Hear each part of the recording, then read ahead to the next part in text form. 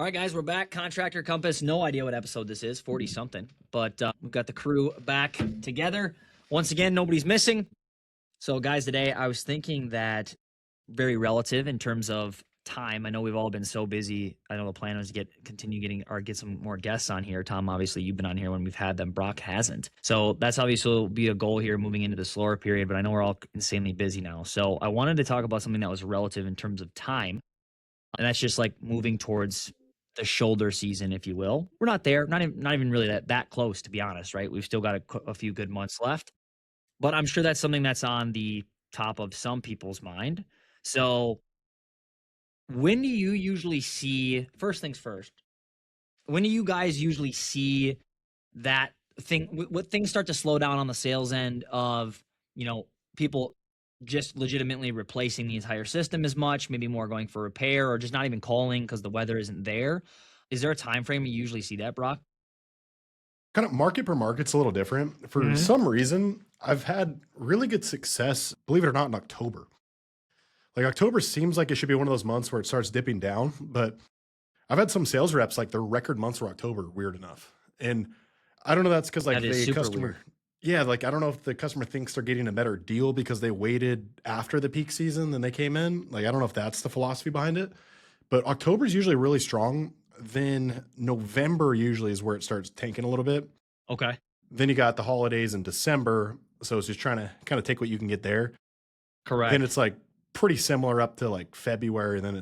But then again, it's like every year is so different now. I mean, May used to be like everything was rolling, everything was going great. And now it seems like June's the new May. So I think it's all shifted by like a month or two. That's what I've been seeing at least. Yeah, that's interesting. And do you think that's from, and Tom, by the way, I muted your mic. You can unmute yourself when you want to talk. You got a lot of background noise. Not a big deal, but just letting you know. So do you think that has anything, this is kind of maybe stupid, but like our seasons here in Minnesota have shifted completely. Like we'll be on the boat all September. Like that doesn't happen. I'll golf into almost December. Do you think that has anything to do with it? Or are you just kind of like seeing that in the last couple of years? I think it does. I mean, especially the California market, I got a lot of clients there. So I see that more so. Like July, I had a lot of guys do great, but it wasn't as good as a normal July. But like August, they're really kicking off. And it's like double the lead flow. It's like the close rate's pretty similar across the board, what I found, because the people that are interested, I don't know if they're proactive or they're just non-working systems, whatever it is. But it seems like, again, it's like off by a month. Like August is the new July. Then I wouldn't be surprised if it stays peak until like October, then it tapers off. Yeah. So I don't know. It's very interesting though. And I think the other part of it too is because summer takes a little bit longer to ramp up. Customers, for whatever reason, they're like, oh, we're not going to have a summer this year. It's like, you're going to have a summer every year. Correct. But they just keep putting it off. And they get one heat wave where the temperature at night stays at 80 degrees and they freak out. Yeah. Yep. 100%. That is funny that you say that though. I've heard that more and more the last couple of years. I mean, obviously I've only been in this space specifically with HVAC, like going on 6 years here, or a little over 6 years now. And, but, I don't know if we're going to have a summer. Like we're having the worst summer ever. Yeah. Right. And it's like June 4th. It's like, what? So that is interesting. What do you see guys doing moving into the slower season from a sales perspective? Do you see that strategy shift at all, or is everything just run like when that time does come? Does everything just run as normal, or is there any strategy shift? My experience is the sales techs tend to take a little bit more time with them as far as like when they've got 20 calls to make in a day in mid-August. And now that it's September, October type thing, they're going to do everything. Hey, how about that? We gave you a price on the HVAC unit. How about that water heater? Wasn't that installed the same time as the whatever? Hey, how about some, attic installation really makes a big difference. So, taking a little bit more time to close Like more cross-sells and options upsells. and increase that ticket sales. That makes sense. 100%. Yeah. It's like the summer's kind of like a blessing and a curse for a lot of guys because naturally, no matter what, they're going to make more money. I think I said this a couple podcasts ago. It's like a good guy is going to make 20% more in the summer. A great guy is going to make like 100% more in the summer. But the only difference is the guy that's decent starts rushing the process because there's natural urgency built in and they try to run to the next lead and the next lead's never good as the one you're on. That's how it always works. But as far as like sales process wise, like the peak season versus going into more shoulder season, process stays the same. I think what changes it should change at least on the service techs is like, now is the time to sell as many maintenances as possible. 100%. That's what I was going to ask next. Yeah. Yeah, because they just don't. It's summertime. They forget about it. They're busy. They're trying to focus on the repair. But you're in the customer's house. You have this most amount of volume. Even if you can convert 30% into maintenance, like that's going to protect you later, and build that database so you can start marketing to them more and more. But I think it's really slept on. So speaking of that, so we're pushing into that a lot, especially as of recent, to be honest with you. We found that we're actually splitting budget initially for some companies that can handle it in terms of tune-up and estimates, because we can get you in a lot more homes on aging equipment with a tune-up than I can with just a new estimate. But they obviously have to have and of course we're still going after new system estimates, right? But just in terms of a volume perspective, right? If I can put 150 people on your calendar in the next 90 days that are just with aging systems, right? And it's half the cost of an estimate less, right? And because they book over SMS and it's just easier. Like it's not hey, I'm signing up for 10 G's. I think that obviously that's a strategy that we're using, but how do you, from an internal standpoint, do you see some of these companies when the shoulder season is here, leveraging those maintenance agreements when they're getting in and they're going, and let's say because right now that's why it came to my head, because we're having these guys go sell tune-ups, but when they're on the tune-up call, we'll have them sell a maintenance agreement to help liquidate ad spend. And then obviously they have the LTV of that customer moving forward, even if they don't repair or replace right there on that call. Obviously they have that moving forward with that, they're the one they're calling. But do you see different thresholds of categories, if you will, of maintenance agreements, not in terms of pricing, but internally, the way that the company looks at them and how they sell to those during the shoulder season? Because I know that, or during the slower season in general, just because I know that some guys, I mean, that's how a lot of companies, that's how they stay afloat during that time of year. I mean, I just saw a TikTok clip from one of the Peterman brothers, CEO, he's a CEO there. I just recently started following him, but they do literally like $500,000 a day. They have a great virtual team too. Yeah. And so I've just been watching more of his stuff, and he's like, yeah, we sell differently to people in like different stages of the maintenance agreement. So anyway, I guess that was actually my question. Do you see that? How does that work? I don't understand that. I mean, the company's doing it right. Absolutely. Because at the end of the day too, like those maintenance customers are great for outbound calls for the CSRs. Like we kind of talked about this in the previous podcast, but the whole escrow account thing, like I think it's a huge lever because, again, as just a reminder, if they paid, let's make up a number, $300 a year, we bank that $300 in an account, they could use it for upgrades.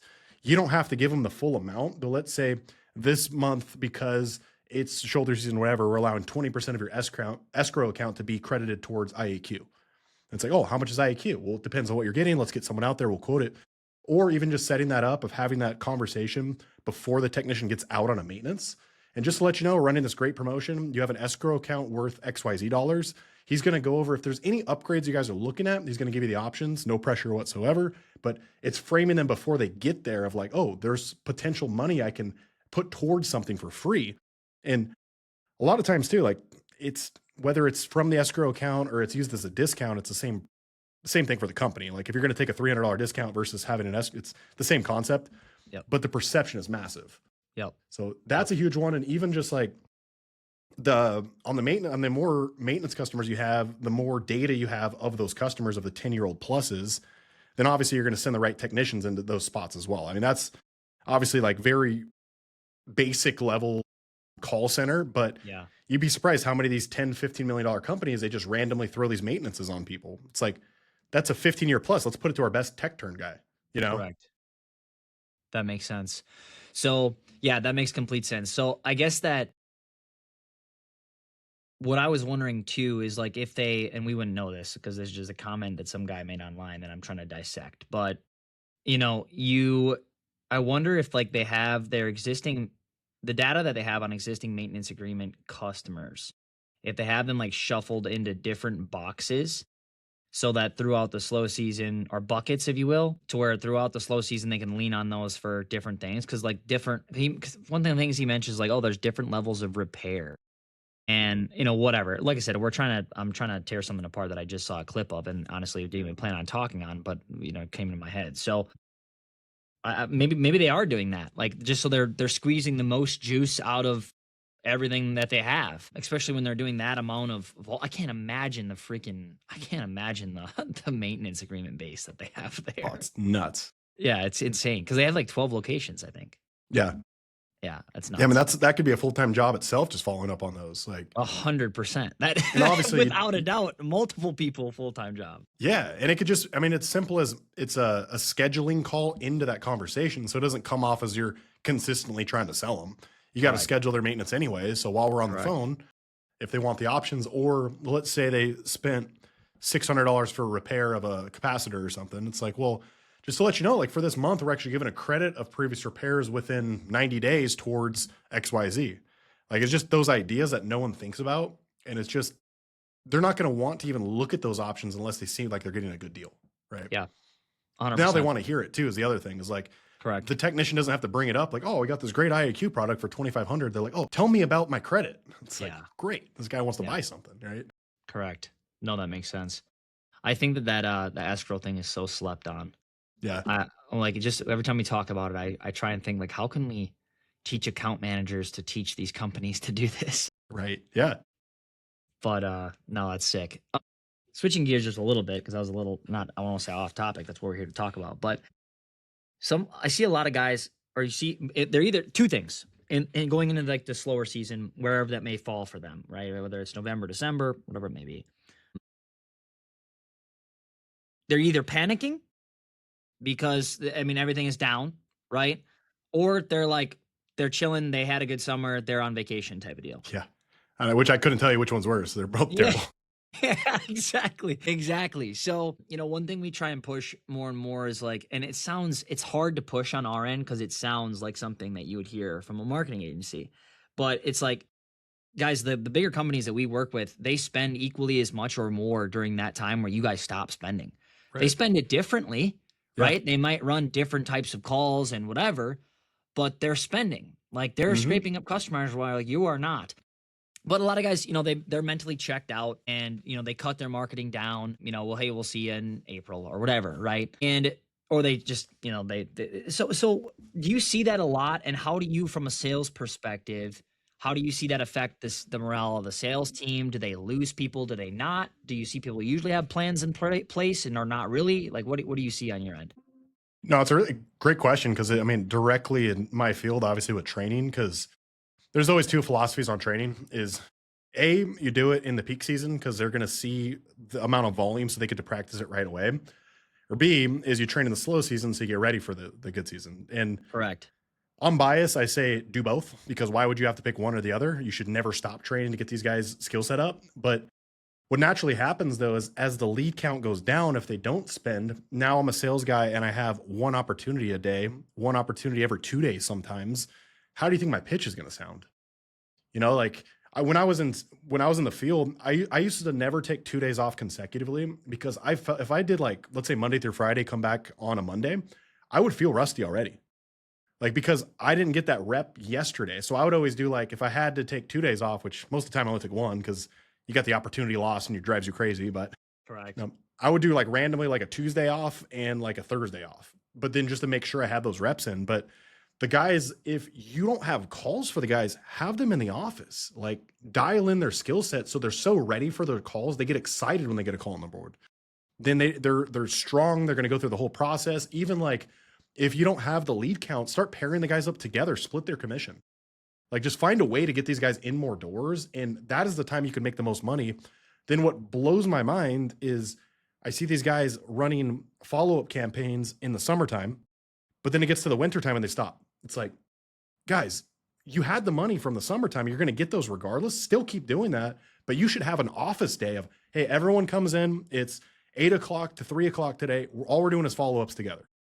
Then you just bang out a bunch of follow-up calls on the list. And like, that's how you can get revenue that's just sitting in your pipeline. Yeah. But 100%. Isn't the old adage when business is slower, that's when you spend more on advertising as opposed to less? 100%. Everybody's like, oh, I'm going to cut my budget because I'm slow. It's That's ridiculous. Yeah. supposed to do the other way, right, Colton? Yeah, that's what you're supposed to do, but people just don't seem to understand that. It's scary. I mean, it's scary, Yeah. right? Especially for a lot of these guys, like, we can immediately tell the difference between when we onboard a client and it's someone that is sold 3 of these things and gets the game versus the guy who's building the first one. Like it's just very, very, very different, and they're scared, and they don't want to lose, and then everybody has, not to go on a tangent, but everybody has this expectation that they're going to spend $3,000 on ad spend and they should make $250,000. Right. It's like, holy shit, dude. Well, then they spend $6,000 and they make 50 grand more than that. So they think their ROI went down, but it's like, it's all binary. I mean, I always say diminishing results are still results. Correct. So like, Well, if I gave you $1, going to and be you a gave me certain 5 amount of back, lag on ad spend versus volume, right? I mean, Yeah. it's your Yep. well, then they spend $5,000 a month, $10,000 a month on billboards, and there's no way to correlate the sales that come from them. 0. But the ad spend, you can actually track it. You Yeah. know, it's like, I don't know. And It's just, sometimes that's worse. Like Yeah. for their mental. yeah, for sure. You know what I mean? Yeah. Like we see guys all the time that are like, the billboard is cool and people see it and they hear about it and their neighbor told them about it. But, in reality, what has it really generated? Not a Right. lot. Whereas like paid Right. ads, they're in that. We have guys that have no business needing weekly reports that want weekly reports. It's like, I mean, dude, and the truth behind it too is like, even a bad marketing campaign is still a good campaign on paper. Like, if it was free and I generated $0 and I can get my face out there, yeah, like, you're going to do it every single time. It's like, Correct. just because they didn't buy now, they saw you 3 months ago. Now they saw the second ad. Now they're moving forward on it. yeah. I don't know what the 1,000%. data is on how many times they have to see an ad to act on it, but I'm assuming it's more than Yeah, one typically. It is, and it's different stages of the funnel too, right? Like something we're doing. So you just said something, sparked something. So I'm going to go off here on something real quick because it's interesting, and I'm curious to hear what you guys have to say about it. So first thing, yeah, you're right. Multiple touch points and at different stages of the funnel too is what we're seeing more and more of now on like Meta. So what I mean by that is like different stages of awareness. So something we're doing for all of our clients moving forward is every month we're going to meet with them once and do what's called an FAQ shoot. So frequently asked questions shoot, where we're literally going to have the owner or the tech or somebody, whoever we're meeting with, set up their phone. We send them a link for a mic they put the mic on their thing, they set up their phone, and we Nice. ask them the frequently asked questions like a podcast style, very similar. We want them to provide the questions. Hey, what are 10 questions that your technicians got or your sales guys got in the last month? They should have recorded calls and stuff. But a lot of the guys, we know they're going to drop the ball on that. So we'll have some prepared and then we'll still bug them. But then we have them film it and we run those as ads Nice. for like different stages of awareness as well. Right. So if they're at, top of funnel and their system is just acting up, but you're answering the questions that real customers of theirs are asking in the home, right? Then you have those different stages of multiple touch points. But the thing I was going to get at is we have a client in a market near Napa Valley, and it has been the most interesting client that we've seen in a while because nobody buys normal there. Nobody buys on price. Nobody buys on offers. Nobody. It's different, right? Like they're all buy on value. So I was talking to the owner, and we were kind of just brainstorming a little bit. I'm like, well, why do he's like, hey, people don't buy from me because of price. Like I might be more like they don't care here. Mhm. I'm like, okay, cool. Well, then why the fuck do they buy from you? Like, Right. tell me, like, what is it? Because I can't market something I don't know. I'm like, why? What do they buy from? Why do they buy from you? And he ended up explaining his sales process like in depth. Like I told him, like, I'm going to challenge you because like I need this I need to know. And he ripped off like literally 15 minutes of voice notes to me. And I pulled a couple things out of there, and we pulled one thing specifically. And without going into too much detail, it was like the report that he gives his customers for the quote. Like his sales cycle is not a sell in the house. It's like 7 to 10 days. And the report that they give these guys is so it's got everything. It's got what they do have, what they don't have, what they will change, what they won't change, why it's going to fit specifically in the space that it's supposed to, and how it's custom to the home, and all of this stuff, right? This value that the client is getting. And he's like, that's why, that's a big thing why customers buy from us. So we're doing that. We're marketing to these people completely differently, where we're going to have him shoot a bunch of different ads that are kind of propped around this unique marketing mechanism. But to his point, after speaking with me and going over this, and it wasn't really, plug and play as every other market that we were, or not every, but most markets that we're in. He mentioned, he's like, well, he goes, obviously, I hope we're able to turn these into a lot of appointments. He goes, but even if we don't immediately, I know my customer is seeing something that I know is going to help make them know, like, and trust us and earn that trust to get in the home in the first place, instead of just, some BS, deal that everyone else in the United States would take. But they like the way that he even shows the cost breakdown of the job. He's like, he's owned a couple HVAC companies. He's like, I would never show anywhere else because people just Google it and they fight me on price. He goes, but here it doesn't matter. Anyway, so it's to your point in terms of like, it's still good, even if this, like, he's excited about this campaign and our goal is appointments. But even if it doesn't rip insane amount of appointments, he's like, I know that they're going to be seeing things that I want them to see to get me in more homes in the future. Yep. That's exactly it. Yeah. It's a long game. That's all it is. I mean, it's the same concept of a billboard. If you have it on your phone consistently and then you have more control over that, how many people see it and read it? Correct. Like a billboard, I mean, who's going to read it? Some people will, some people won't, but it's on your phone. You could track it. You can retarget them. Like, yeah. Yeah. 100%. For you guys, are there anything, this is specific, but is there anything that you see? We talked a little bit, obviously, I turned about shutting marketing down and things of that nature, but anything really big that you see that separates the guys that continue to grow or, at least thrive in the off season versus just the ones that are cutting people and surviving to try and make it to the next summer? Are there any like big key things that you guys see within the businesses? Mine is, I only see the marketing and sales side, not even that much in sales as you do, Broc, obviously. So I just see the cut, usually the cut on marketing spend, and they're not creative enough. So if I were to give a takeaway, like, that's mine. When I say not creative enough, like, they're not open to different offers. They're not open to loss leaders in the door because they can't sell brand new systems. Like, yes, you can. Your process just sucks. Is there anything else that you guys see from that standpoint? What do you think, Tom? I'll let you.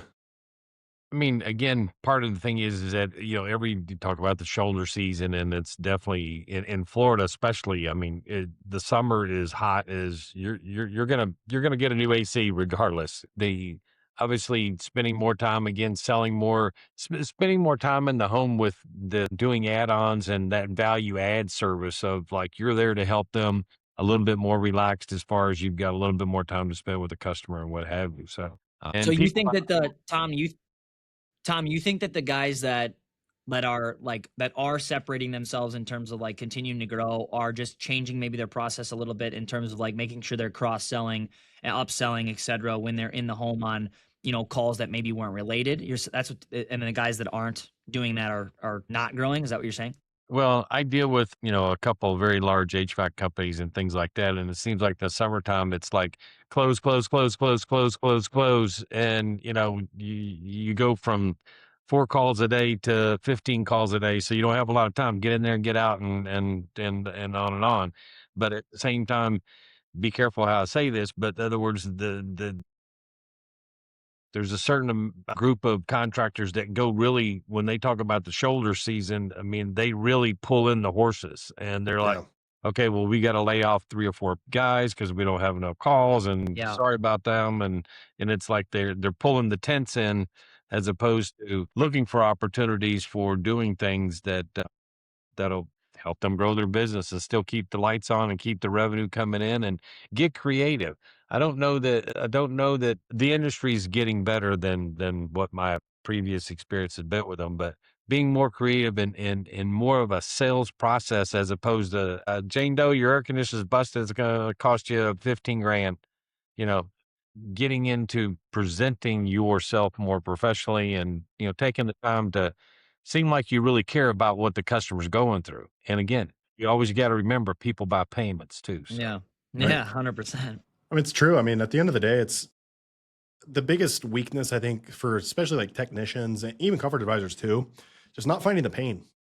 And if there's no pain, if it's still working, there's no pain at all. And like, there's day-to-day experiences that they're just used to and they don't realize it's a nuisance, like the noise, the airflow. Let's say one room's getting hotter than others. Like, they just figure that's normal. So if you can get like a technician in there for a diagnostic or a maintenance or a tune-up or whatever it is, explain everything going on, then get a comfort advisor in there, the close rate's extremely high. Why do you think tech turns close so much higher percentage? Because Yeah. it's not 1000%. box versus a box. It's Correct. It's stay you where I solve am. this problem. Yeah, Exactly. for sure. And I think that the big thing too is like the shoulder season in general. It's like, I hate to even talk about it to a lot of sales guys because at the end of the day, I think it's more of an excuse than anything. Fugazi.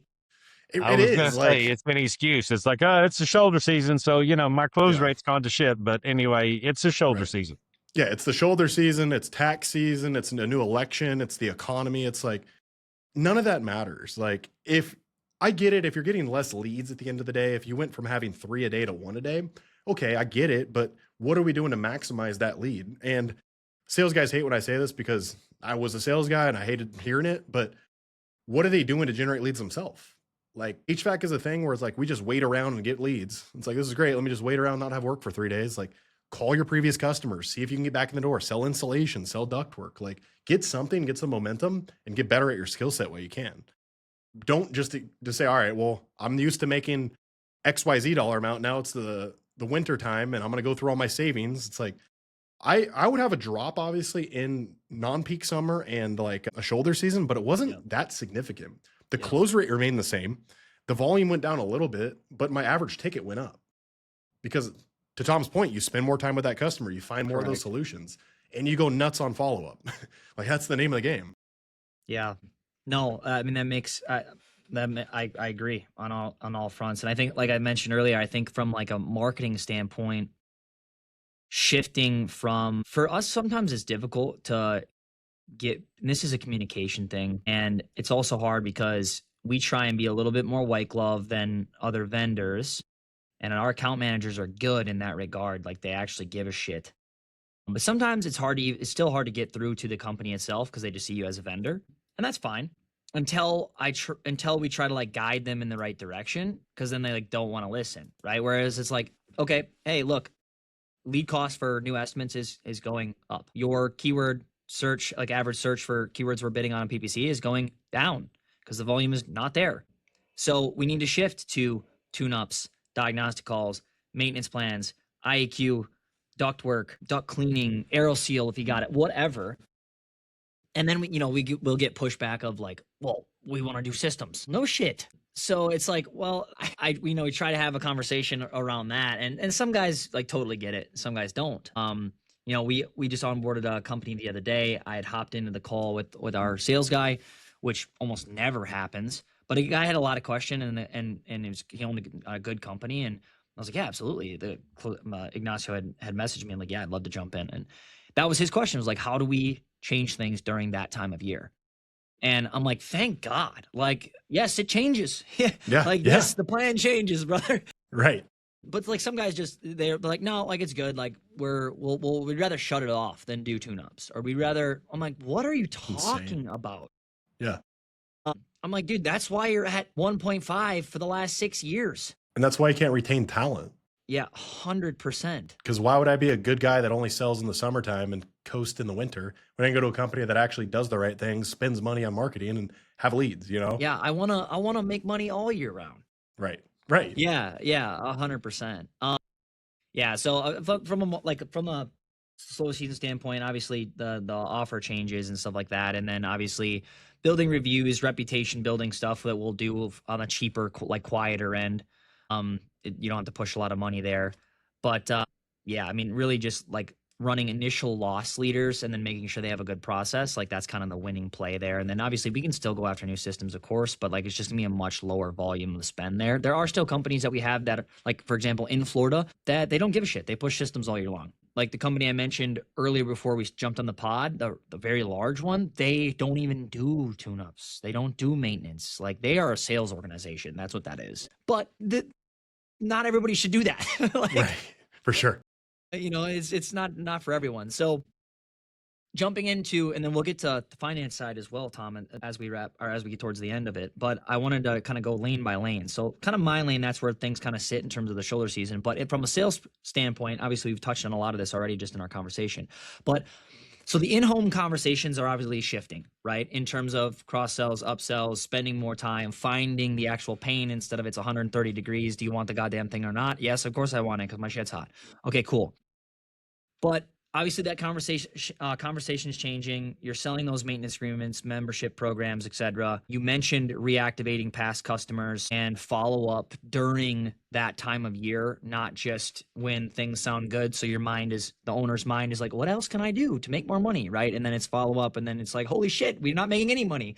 Like, so obviously keeping those things up. Are there anything there that we're missing in terms of like, obviously we talked about upselling, training the team. That's a big one that you mentioned. I know I'm kind of skimming here, but I have a little checklist I'm going on just to try and light some stuff up in your mind. Training a team is a huge one that I've seen a ton of guys talk about, like, hey, we spend a shitload of time training. And you mentioned a really good nugget I think people should take away is if running multiple guys on one lead, if lead flow is low. That I've never heard that. So to bring that up again. But anything else that I'm missing from a sales lane perspective that you see, Broc, that people should be doing in the slow season? Yeah, there's a couple different ways to look at it. Like the one having multiple guys, like 2 guys on a call versus one. We've tracked it, and I always hated ride-alongs because it's kind of uncomfortable. It's a little weird, but when you look at it overall, we've tracked I think like a 12% difference in close rate when you have a second guy there. It's just It doesn't have to be like a manager. It doesn't have to be a trainee. It could just be simply 2 guys there. For some reason, there's more credibility behind it because I think that in the customer's perspective, he's going to tell the truth. Like one sales guy coming to get you. Yeah, exactly. Yeah. And I can't manipulate the truth because this guy's next to me, right? Sure. So there's like a scramble partner, baby. They're here to hold your scorecard correct. Exactly. That's right. Exactly. So with ride-alongs, it's a huge metric that not enough managers do. The owners don't ever do it, which they should. But it's like my close rate when I go on sites on ride-alongs is like 80%. It's pretty nuts. Wow. So we had go ahead. Not to cut you off, but I'm just thinking from like a whole. I'm thinking like as all our customers here listening to this, like these HVAC owners, and I'm even running through while you're talking. I'm running through my mind like how overwhelming, though. And I don't mean that in a sense of like what we're talking about here. I mean that in a sense of like, okay, Broc is telling me it's like, oh shit, I need to track ride-alongs. I don't know my fucking ride-along close rate. I have no idea. Like guy that's doing $2 million doesn't have a damn clue. So just trying to tie all those pieces in together while you're still like kind of in the back of your mind panicking because you think it's going to slow down and you're not sure how to fight it. I didn't mean to cut you off, but anyway, yeah, I mean, it's a lot of little things that you see. I mean, it holds true and true again. These companies that get bigger and bigger and bigger, just the systems, processes, and accountability that is held within the team is great. And then other companies that can't just don't have it. No, it's exactly it. And I get a lot of flack for this sometimes when I explain it this way, but the truth is, as an owner of the company, you own a marketing and sales company, just like you said earlier. You just happen to sell HVAC or repair HVAC. And the technicians will get all upset when I say that because our job is to fix things. And they're good at their job. I get it. Like I'm not saying replace stuff that doesn't need to be replaced. Like that's not the point at all. But the point of it is, if you have a technician that's really good at repairing and they're having a $6,000 repair where they could have put that towards a new system, you're really good at your job, but you're not doing that customer service. Yes. And so that's a whole different tangent I won't go through, but looking at it, just the metrics, the numbers, like if you don't know what the numbers are, how can you improve it? You're just running day to day. Yes. So KPI. Say again? KPIs. Exactly. Yeah. The more metrics, the better. Yeah. But yeah, that being said, just having that, then also, like from a team standpoint, is I'm always a big fan of running little competitions for the guys in the shoulder season, right? Yeah. The first guy to sell his own first generated lead gets an extra $1,000. That's a good takeaway there. Cost to acquire a customer, let's say, is $1,000. Fire, baby. Let's go. Exactly. 100%. Recommendation I always say is pay him in cash too, because if you're paying in cash, it's worth like 4 times more to the guy that's receiving it for some reason. 100%. Yeah, and like let's just think, and then I'm one of them, so I'm not calling anybody out. But let's just think of the blue collar guy going into and he's getting $1,000 cash. I don't know. That sounds stupid, but like that's very different. Like it's like, oh yeah, give me the cash. I'll tell you, like I've had guys run contests, and this sounds so stupid because let's say an average commission a guy's making is $1,500, but if they say the next person to fill this XYZ spot on the board, we're going to give you $200 cash. And these guys are freaking following up, they're closing, they're doing everything they can to get that $200 cash versus what they actually make isn't that much of a difference at all. Correct. They want the cash. Then they're in the group. Yeah. Go ahead. Cash is king. That's it. It's 100% true. But just gratification. I can feel it. I don't know, guys. Bitcoin's coming up. Crypto's coming. Here we go. That's right. I'm kidding. I don't know. You'll have those guys too. But yeah, I mean, just having those makes little sense. contests, keeping the guys motivated, and they could just be stupid ones of first one to get a generated lead themselves. The highest ticket this week gets XYZ. Like, it doesn't have to Yeah. be a lot of money, but doing that, obviously, it's going to bring the performance up. It's going to pay for itself tenfold. Yep. But a lot of 100%. owners get scared of having those competitions and paying extra money. But it's just like marketing. You Yep. put money in, you're going to get money out. It's the same thing. Yep. No, that makes That and complete just sense. having incentive, like just really going hard in the closing. I always found like closing in the shoulder season, a lot of times was sometimes easier when I had to get deep into like the objections, because we can have a real promotion, get it approved by the manager, fight over the phone, and go through that whole conversation for Yep. next available spot. Yep. Can you do that in the summer? Sometimes. But if you have a next available spot, you're going through that pitch over the phone in the summertime. Now you got a question mark on you. So you got to Right. frame it differently of like, hey, we got a job that finished up early, so now we have the spot open. Yeah.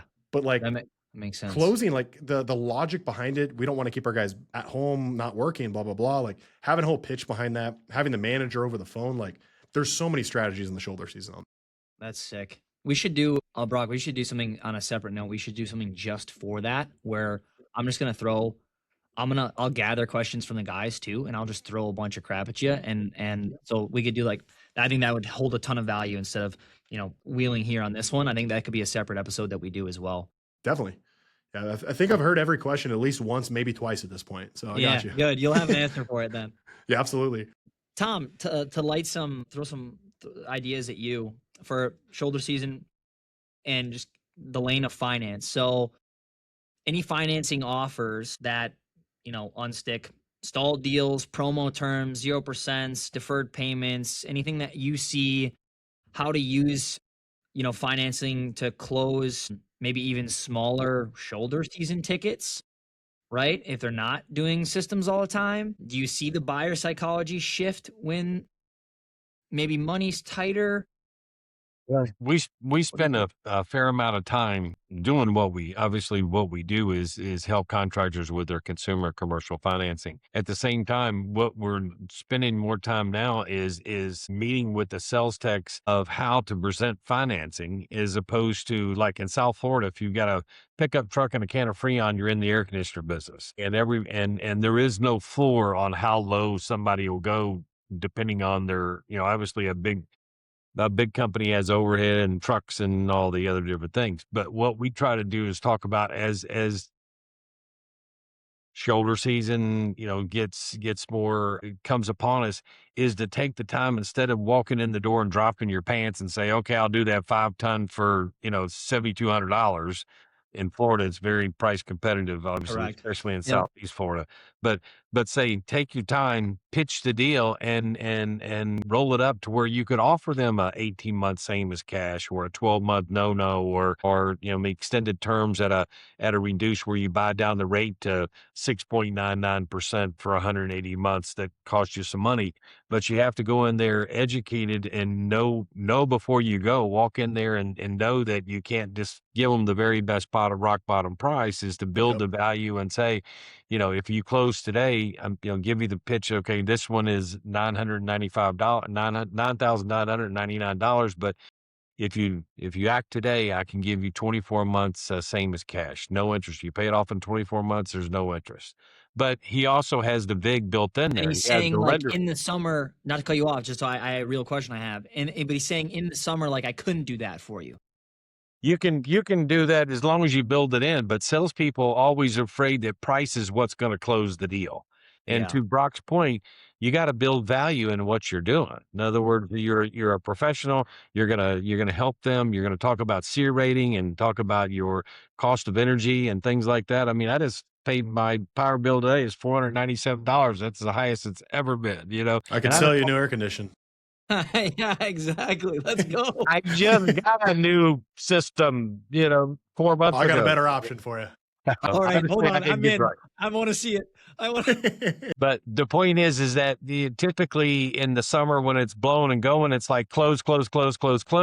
So maybe, and the worst thing you can do is give a rock bottom price. Then the guy going, well, Bubba's AC, who was just out here yesterday, he told me that it's about the same price, but he's going to give me 24 months, same as cash. And it's like, you can't go up in price. It's illegal. The attorney general gets frowns on that when you say, okay, well, if you want the 24-month same as cash, I got to increase your ticket by $1,000. That's illegal. But you can for always sure. come down. So in other words, what we try to teach contractors is go in 10% heavy. At the very, you got your net price. Go in at least 10% heavy, and then say, how are you going to pay for that? It's like, I'm going to give you a credit card. Colton, I really like you. I'm going to give you a 7% discount because you just built your 3 points in for the credit card fees. I'm going to give you cash. I, that's great. I really like cash. I'm going to give you a 10% discount. Or they want, I need the longest payment terms I can get at the lowest monthly payment. Like, you know what? I think I can get you that. And on top of that, I'm going to give you a 5% discount. So Yeah, you're just different ways of willing, leveraging it to get the deal done. you're coming down. You Yeah. can't go up, but you're coming down. But it's all That makes part of sense. it's selling. You go to a car lot that's like, well, how much can you afford a month? 300 a month. If I can put you in that car for 300 a month, will you take it? Yes. He didn't say 48 months, 72 months, 96 months, 120 months, 180 months on the payment term, so people Yeah, I buy. like that. I think I've said that before, but I'm glad anyway, I asked that question because that really had nothing. You didn't say what I was assuming you'd say, right? When I asked, I was like, well, are there certain terms that you do and certain, but you didn't. You framed it more of as like how we use the financing options to make it make sure they're getting a deal to make sure we can get the deal done. They feel incentivized. This is something that we don't offer in the summertime, right? Because to be honest with you, Mr. Customer, you and all your neighbors want new systems. an air conditioner is an unexpected purchase. You don't lay around today and go, oh, the hell with it. I'm going to get me a new AC. I'm tired of this one. Yeah. You wait for it to break. You think it's $300 or $400 to get fixed, and Broc shows up at your house and tells you that it's $17,000. It's like, oh my gosh, $17,000. I don't have $17,000. Okay, well, we offer financing. What's most important to you? You want some, the lowest monthly payment. We have a calculator, and we give them rate factors so they can sit down there and say, okay, well, based on what you've told me, and you say your credit, how's your credit? Oh, it's pretty good, pretty good. That means they got shit for credit. But anyway, it's a sales process as opposed to trying just to close the deal and get out the door to get to your next 14 calls you got. So, question for you that I have, Tom, and then I have one last thing that we'll all do before we end the episode. But I've heard this just from a few partners when I talk to them. When we talk about financing and options, if we're referring to you or whatever, do you think we talk about? And just genuine question. I don't know how this works because you're talking about like buying back points or buying down. I don't know. I don't get that. I don't understand that. So my question is, sometimes we get feedback from clients. They're like, well, yeah, I don't want to do X, Y, and Z with financing because it costs me this much. Like it costs me more. There is no free interest. Yeah. And in my mind, it's kind of like, who gives a shit, dude? You're still getting the deal. You're still making the money. And it's like not as much, but would you rather not get the sale at all? Well, that's like saying I'm not going to sell RQ because that costs me money. I have to pay for that system. It's like, Right. yeah, but you make margin on it. So, yes, there's lender fees that is, especially as it goes down in the credit score, the lower the credit score, possibly the higher lender fees. But at the end of the day, if you go in weighted, It's not as bad. Yeah. then it's a situation where you've got some options as opposed to giving them the bare bones price. And then you find out that it's going to cost you a 10% lender fee because the guy's got shitty credit. Now you're caught off guard. Now, yeah, you're bitching because it is cut into your gross margin, and you've gone in prepared and then being able to say, well, the price is $9,444, whatever. May be able to do you a little bit better, but would depend on how are you going to pay for it. And then let's work that deal. And everybody loves when the price gets lower. Nobody likes when the price goes up. Yeah, and starting too, obviously, with the no dealer fee options first, then going into that, because right.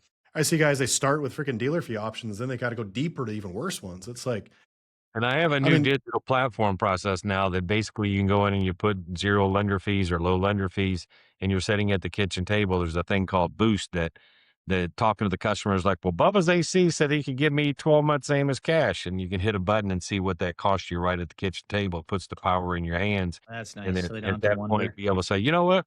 I'll give you the 12 months same as cash because he's got the margins. Yeah, that's slick. Yeah.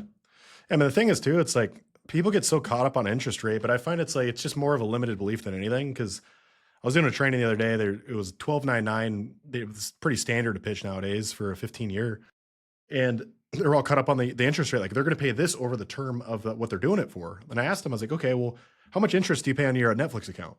It's like, what do you mean? I pay for it every month. There's no interest. I was like, no, it's 100% interest. You're just not paying the principal. So it's just a payment you can afford. You're used to paying it, and you assume because it's a subscription, there's no interest. This is essentially a subscription of an air condition, but you get to pay it off and stop paying for it eventually. Correct. Right. And it's like you can go into these people accounts and they're spending $50, $60, $80 a month on subscriptions they don't even use. So it's like you got to have that frame and explain it to them. The interest rate doesn't really matter. If I can get a car for a 15% interest rate over 100 years, I'm going to take it. Like, because I know I'm going to pay it off sooner, and I'm going to end up putting my money somewhere that money could make more. Like, people just don't understand if they don't explain it, right? Yeah, it's all in the educate the technicians so they can educate the customer that this is a no prepayment penalty. Your payment's only $125 a month on this $10,000 deal, but pay them $150, pay them $175 if you got it. If you get short 1 month, go back to the $125. But the quicker you pay it off, the less interest you'll pay. But it's all comes down to monthly payments. Budgeting and cash flow, personal cash flow, things like that. So that also kind of goes into what we talked about in the last couple episodes. I don't remember when it was, but in terms of like people buying or selling how they buy, where they're like so worried about, you know what I mean? They're just not framing it properly because they're in their own mind. They don't know if it really makes sense, or they don't see how it makes sense. And a lot of these guys, I mean, I don't want to say all of them, but most of them are like good human beings, right? So they don't want to, do shit that they don't feel comfortable with. So them being educated first before they're speaking to the homeowner with all these different, tactics. You know what we should do, guys? We should just start an AI where people can subscribe to all of the three brains, and then they can have all the information they need. But that's it. I see that all the time now. People are like selling. I see like in my space, like Jeremy Miner is selling, and Hermosi's doing it now too. Like Hermosi's is great too. Yeah, is it? Yeah, they did that $100 million book launch, and if you spent like the $6,000 offer, it came with the AI. It's great. Yeah, it's like every single meeting he's done is in that AI. That's insanity. Yeah, it's pretty nuts. But yeah, it's maybe guys, we develop I'm gonna have to hit the trail today. Hold on 1 second, Tom. We'll wrap up. I have one question for you for all of us. Okay. So last thing today, and then we'll get out of here. What is one thing, tangible thing, talked about a lot, one tangible thing from your lane that a contractor should do going into this year's shoulder season? Just pick one. Tom, you're first. Go. Get educated on potential financing that can help you close more deals. Perfect. Broc. Keep training. Get in the room at least once a week, dial through objections, train as much as possible, make sure the results stick. Cool. Mine is learn how to sell on offers that aren't just new systems. So if you guys are listening, take those three, try to implement them. Catch you guys in the next one. Tom, you can get out of here, and we'll see all you guys listening in the next episode. Peace. Thanks, guys.